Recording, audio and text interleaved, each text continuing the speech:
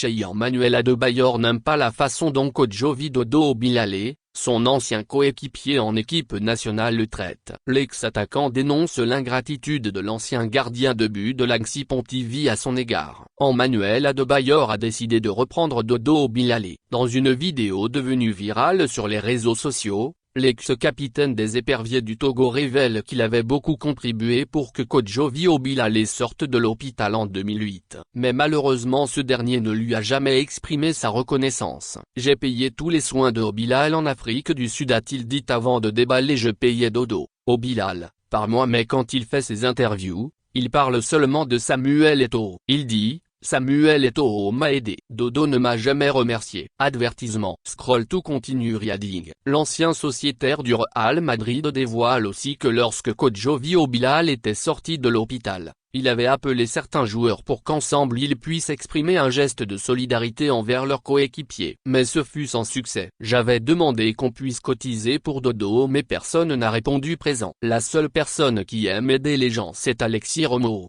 a-t-il déploré. Drame de Cabinda et la gentillesse d'Emmanuel Adebayor en route pour la Coupe d'Afrique des Nations 2010 en Angola. Le bus transportant la délégation togolaise a été pris pour cible et a été criblé de balles par des terroristes dans l'enclave de Cabinda. Le drame s'est produit le 8 janvier 2010. Avertissement. Scroll tout continue Riyading. À bord de ce bus, il y avait des joueurs et une partie de staff. Après des minutes de fusillade, Stan Oklou et Amelete Abalo ont laissé leur vie dans ce drame. Ils étaient respectivement le chargé de communication de l'équipe nationale et sélectionneur adjoint. Plusieurs blessés ont été dénombrés dont le jeune gardien de but coach Jovio Bilal, pourtant promu à un bel avenir en football. Depuis, il est devenu invalide et sa carrière de footballeur a pris fin.